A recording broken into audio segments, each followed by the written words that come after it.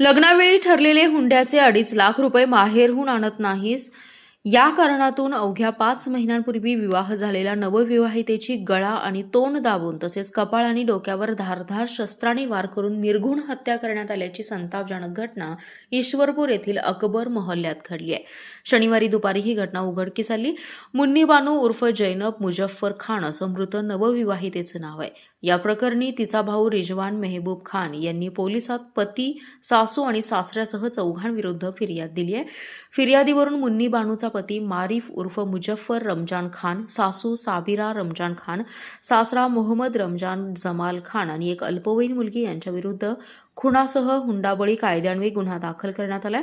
पोलिसांनी तिघांनाही अटक केली. येथील न्यायालयाने तिघांना 4 दिवस पोलीस कोठडीत ठेवण्याचे आदेश दिलेत. एप्रिल 2026 मध्ये लग्नावेळी सासरच्या लोकांनी 5 लाख रुपयांच्या हुंड्याची मागणी केली होती. लग्नावेळी माहेरच्या मंडळींनी 2.5 लाख रुपयांचा हुंडा दिला. मात्र उर्वरित हुंड्यातील 2.5 लाख रुपये दिले नव्हते. याच कारणावरून तसेच घरगुती कारणांवरून मुन्नी बानूचा सासरच्या मंडळींकडून एप्रिल महिन्यापासून शारीरिक आणि मानसिक छळ सुरू होता. या छळाचा शेवट शनिवारी तिच्या निर्घृण हत्येने झालाय. शनिवारी दुपारी 2च्या सुमारास संशयित चौघांनी संगनमत करून मुन्नी बानूवर जीवघेणा हल्ला केल्याचा आरोप आहे.